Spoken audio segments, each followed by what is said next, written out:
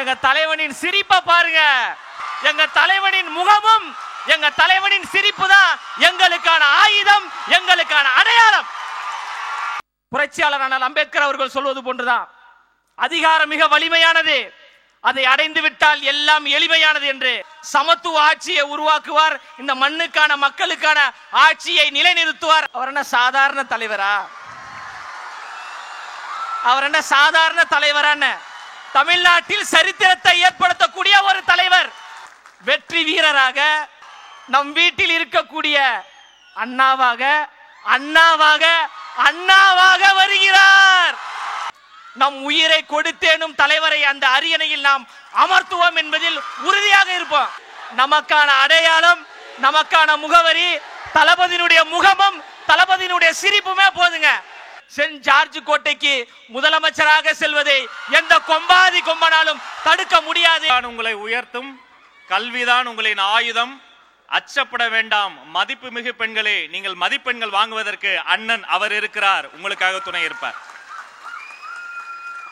நம்முடைய கழக நிர்வாகிகளின் சார்பாக கழக கொள்கை பரப்பு இணை செயலாளர் அன்பு சகோதரர் லயலா மணி வருகிறார். சிற்றுரை வழங்க ஒரு நல்ல கைத்தட்டலோடு அவரை அழைக்கலாம். பாதையை தேடாதே, பாதையை உருவாக்கு என்று தமிழ்நாட்டு மக்களின் துணையோடு, லட்சக்கணக்கான இளைஞர்களின் படையோடு,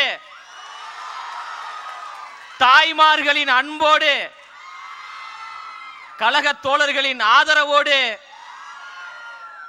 கழக பணி செய்வதற்காக, மக்கள் பணி செய்வதற்காக நம்மளை மட்டும் நம்பியே வந்திருக்கின்ற தமிழ்நாட்டினுடைய வருங்கால நாளைய தமிழ்நாட்டினுடைய வருங்கால முதலமைச்சர் தலைவர் தளபதி அவர்களுக்கு வணக்கம்.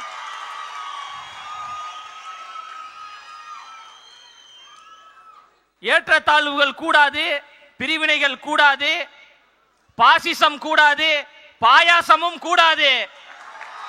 நாம் எல்லோரும் சமம், பிறப்புக்கும் எல்லா உயிருக்கும் என்கின்ற சமத்துவ கொள்கைகளை முன்வைத்தும் அந்த கொள்கை கோட்பாடுகளை உள்வாங்கிக் கொண்டும் மதசார்பற்ற சமூக நீதி அரசியலையும் எங்களுடைய கொள்கை தலைவர்களாக இருக்கக்கூடிய பகுத்தறிவு பகலவன் தந்தை பெரியார் அவர்களையும், அறிவு ஆசான் அண்ணல் அம்பேத்கர் அவர்களையும், ஐயா கர்ம வீரர் காமராஜர் அவர்களையும், வீரமங்கை வேலு நாச்சியார் அவர்களையும், மக்கள் சேவகர் அஞ்சலை அம்மாள் அவர்களையும் கொள்கை தலைவர்களாக ஏற்றுக்கொண்டு தமிழ்நாட்டினுடைய அடையாளமாக, தமிழ்நாட்டினுடைய முகமாக, தமிழ்நாட்டினுடைய முகவரியாக இருக்கின்ற கழக தலைவர் அவர்களையும் நம்பித்தான் அரசியல் பயணத்திற்கு, சமூக பணிக்கு நாம் வந்து கொண்டு மிகப்பெரிய ஆலமரமாக இருக்கக்கூடியவர்கள் என்று சொல்லக்கூடியவர்களை நெஞ்சிரத்தோடு எதிர்த்து நாம் களம் செய்து மக்களுக்கு நல்லாட்சியை கொடுப்பதற்கு நாங்கள் தயாராக இருக்கிறோம் என்கின்ற தைரியத்தோடு இருக்கிறோம் என்றால், ஒற்றை முகம்தான் தலைவர் என்கின்ற ஒரு ஒற்றை முகத்திற்காகத்தான் நாம் பணி செய்து கொண்டிருக்கின்றோம். தலைவனுடைய முகத்தை பாருங்கப்பா. முதல்ல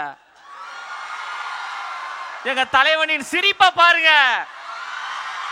எங்க தலைவனின் முகமும் எங்க தலைவனின் சிரிப்பு தான் எங்களுக்கான ஆயுதம், எங்களுக்கான அடையாளம்.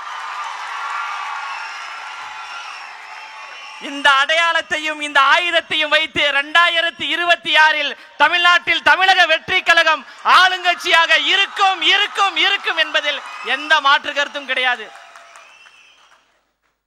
தன் பின்னாடி வந்த லட்சக்கணக்கான ரசிகர்களை ரசிகர்களாக மட்டும் வைத்துக் கொள்ளாமல் சமூக பற்றாளர்களாக நற்பணி மன்றம் மூலமாக மாற்றினார். சமூக பற்றாளராக மாறியவர்களை அப்படியே விட்டுவிடாமல் மக்கள் இயக்கத்தை உருவாக்கி அரசியல் மயப்படுத்தினார்.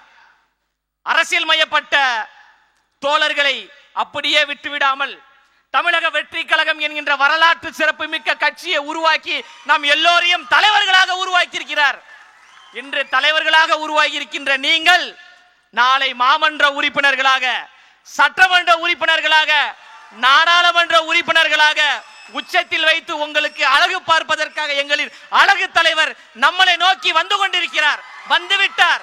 மக்களுக்காக சேவை செய்வதற்கு தயாராகிவிட்டார். புரட்சியாளர் அண்ணல் அம்பேத்கர் அவர்கள் சொல்வது போன்றுதான், அதிகாரம் மிக வலிமையானது, அதை அடைந்து விட்டால் எல்லாம் எளிமையானது என்று. அந்த அதிகாரத்தை தலைவர் கைப்பற்றுவார். சமூக நீதி ஆட்சியை உருவாக்குவார், சமத்துவ ஆட்சியை உருவாக்குவார், இந்த மண்ணுக்கான மக்களுக்கான ஆட்சியை நிலைநிறுத்துவார். அதில் எந்த மாற்று கருத்தும் கிடையாது. தியாக உணர்வோடு நமக்காக வந்திருக்கின்றார், தமிழ்நாட்டு மக்களுக்காக வந்திருக்கின்றார்.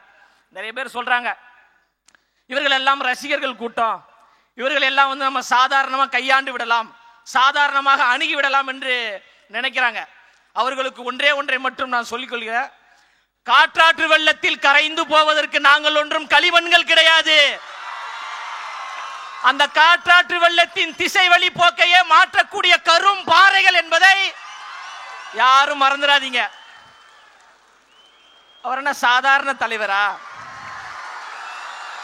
அவர் என்ன சாதாரண தலைவரான தமிழ்நாட்டில் சரித்திரத்தை ஏற்படுத்தக்கூடிய ஒரு தலைவர்,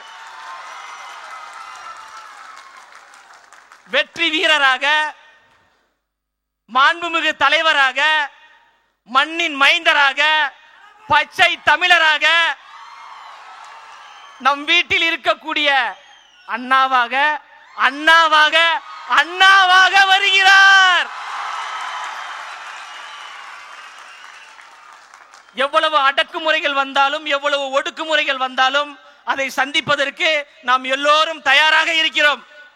நம் உயிரை கொடுத்தேனும் தலைவரை அந்த அரியணையில் நாம் அமர்த்துவோம் என்பதில் உறுதியாக இருப்போம். திரும்பவும் சொல்றேன், திரும்ப சொல்றேன், நமக்கான அடையாளம், நமக்கான முகவரி தளபதியினுடைய முகமும் தளபதியினுடைய சிரிப்புமே போதுங்க. தாய்மார்களுடைய ஆதரவு நமக்கு இருக்கு. அதனால யார் நினைத்தாலும் யார் தடுத்தாலும் தளபதி அவர்கள் சென்ட் ஜார்ஜ் கோட்டைக்கு முதலமைச்சராக செல்வதை எந்த கொம்பாதி கொம்பனாலும் தடுக்க முடியாது. அதற்கு நாம் எல்லோரும் அணிதிரண்டு களப்பணி செய்வோம் என்று கூறி பேச வாய்ப்பளித்த தமிழ்நாட்டினுடைய வருங்கால முதலமைச்சர் தளபதி அவர்களுக்கும், இந்த கழகத்திற்காக நேரம் பார்க்காமல் உழைத்துக் கொண்டிருக்கின்ற கழகத்தினுடைய பொதுச் செயலாளர் அவர்களுக்கும் மனப்பூர்வமான நன்றியை கூறி நிறைவு செய்கிறேன். நன்றி, வணக்கம்.